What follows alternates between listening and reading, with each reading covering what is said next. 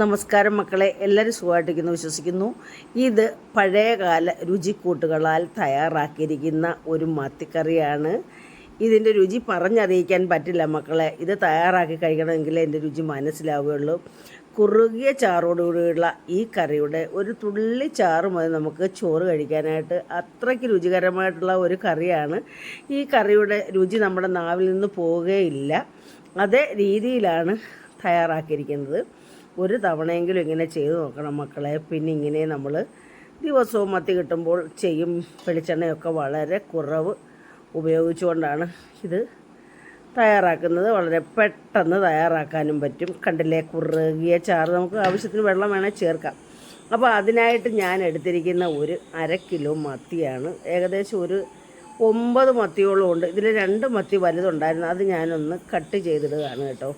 വെട്ടി തേച്ച് കഴുകിയെല്ലാം കൊണ്ടുവന്നതാണ്. ഉപ്പൊക്കെ ഇട്ട് തേച്ച് കഴുകിയാണ് കൊണ്ടുവന്നതാണ്. ഇനി ഇതൊന്നുകൂടെ നമ്മളൊന്ന് കഴുകിയെടുക്കും. കട്ട് ചെയ്തപ്പം അതിൻ്റെ ചോരയൊക്കെ ഉണ്ടല്ലോ.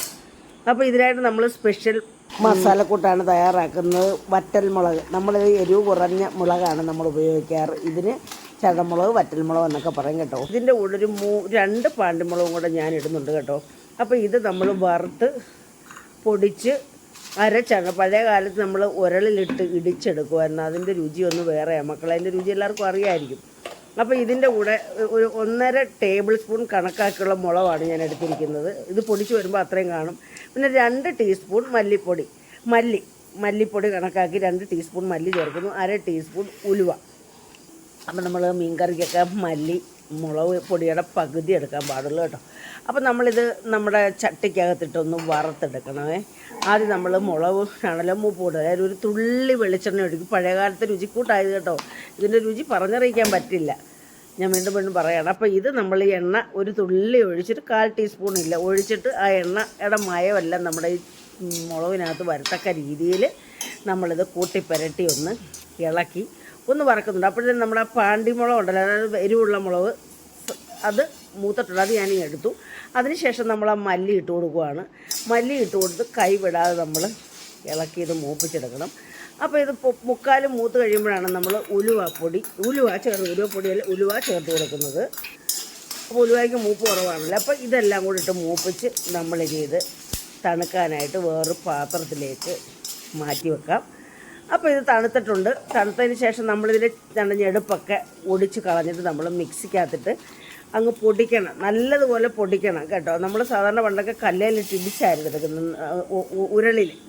ഇപ്പോൾ ഉരുളില്ല. അപ്പോൾ മിക്സിക്കകത്ത് നമ്മൾ പൊടിച്ചെടുത്തിട്ടുണ്ട്. നന്നായിട്ട് ഫൈൻ പേസ്റ്റായി പൊടിയത്തില്ല. പിന്നെ നമ്മൾ ഇതിനകത്ത് വെള്ളം ഒഴിച്ച് അരച്ചെടുക്കും. ഇതിനകത്തോട്ടൊരു നമ്മൾ പഴയ കാലത്തെ രീതിയാണിത് കേട്ടോ. ഒരു 5-6 അല്ലെങ്കിൽ ഒരു 4-5 ചെറിയ ഉള്ളി എടുത്ത് ഇതിനകത്തിട്ട് അങ്ങ് അരയ്ക്കുകയാണ് ചെയ്യുന്നത്.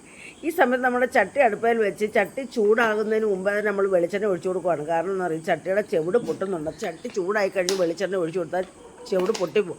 അതുകൊണ്ട് വെളിച്ചെണ്ണ ഒഴിച്ചു കൊടുത്ത് വെളിച്ചെണ്ണയും ചട്ടിയും ഒരേപോലെ ചൂടായി വരുമല്ലോ. എന്നാൽ ചട്ടിക്ക് പ്രശ്നമില്ല.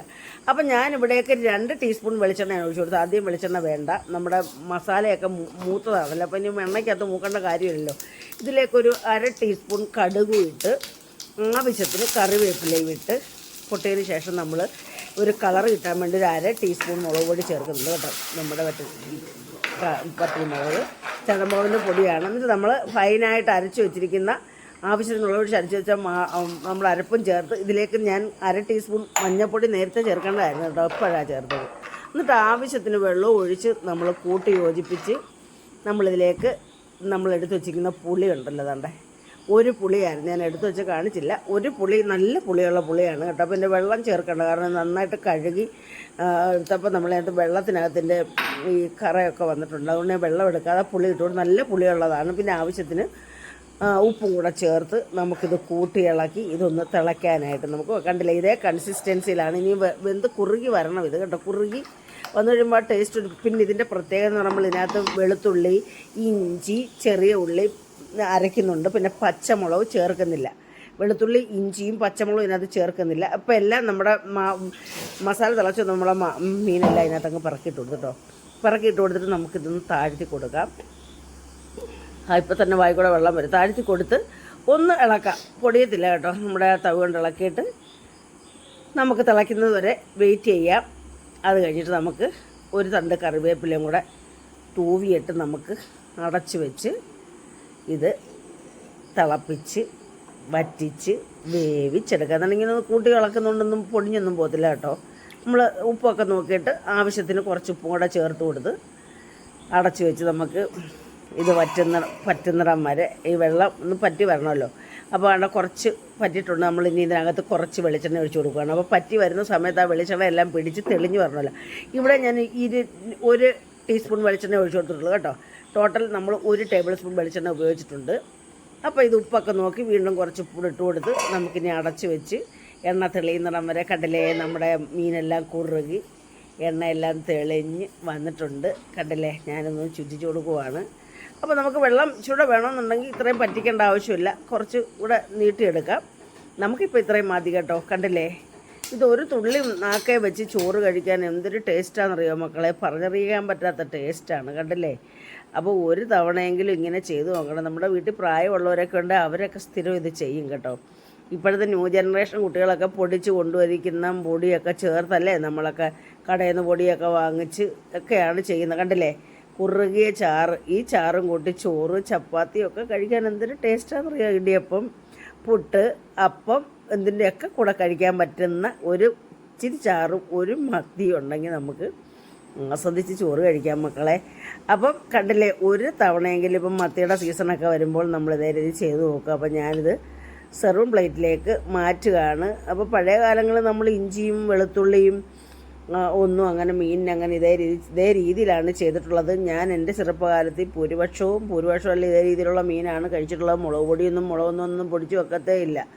ഇങ്ങനെ അരച്ചാണ് നമ്മൾ ഉരളിലിട്ട്, മിക്ക വീട്ടിലും ഉരളും കാണില്ല, ഉരളിൽ ഉള്ളെടുത്ത് കൊണ്ടിട്ട് ഇടിച്ച് കൊണ്ടുവന്നാണ് നമ്മളിങ്ങനെ കറി വെക്കുന്നത്. എന്തൊരു ടേസ്റ്റാണെന്ന് അടുത്ത് നിൽക്കുന്നവർക്ക് തന്നെ ഇതിൻ്റെ മണം അവർ കേട്ട് കൊതി വരും. അതേ രീതിയിലാണ്. അപ്പം കണ്ടില്ലേ മക്കളെ, എല്ലാവർക്കും ഇഷ്ടപ്പെട്ടു കാണുമെന്ന് വിശ്വസിക്കുന്നു. കണ്ടില്ലേ, അപ്പം ഞാനിത് കൂട്ടി നമ്മൾ ആസ്വദിച്ച് ചോറ് കഴിക്കും കേട്ടോ. അതാണ്ട് ചീനി ഉണ്ടെങ്കിൽ കപ്പ ഉണ്ടെങ്കിൽ വളരെ ടേസ്റ്റാണ്. കപ്പയ്ക്കകത്തൊരു ശകലം ഒഴിച്ചാൽ മതി കേട്ടോ. അപ്പോൾ കണ്ടില്ലേ, അപ്പോൾ ഇതേ രീതിയിൽ എല്ലാവരും ചെയ്തു നോക്കുക. അഭിപ്രായങ്ങൾ കമൻറ്റ് ബോക്സിൽ രേഖപ്പെടുത്തുക. അതുപോലെ തന്നെ ഹൈപ്പ് എന്നുള്ള ഒരു ഓപ്ഷൻ ചെയ്യുക. പിന്നെ ഓൾ എന്ന ഒരു ബെൽ ബട്ടനോടൊന്ന് അമർത്തുക. എങ്കിലേ അമ്മ ഇടുന്ന വീഡിയോസിൻ്റെയൊക്കെ നോട്ടിഫിക്കേഷൻ കിട്ടുകയുള്ളൂ മക്കളെ. അപ്പോൾ ആദ്യമായിട്ട് കാണുന്ന മക്കൾ സബ്സ്ക്രൈബ് കൂടെ ചെയ്ത് സഹായിക്കണം കേട്ടോ മക്കളെ. അപ്പം അടുത്ത ഒരു വീഡിയോ ആയിട്ട് വരാം. അതുവരേക്കും എല്ലാവരും സന്തോഷമായിട്ടും സമാധാനമായിട്ടും ഒക്കെ ഇരിക്കുക. അപ്പം നന്ദി, നമസ്കാരം മക്കളെ.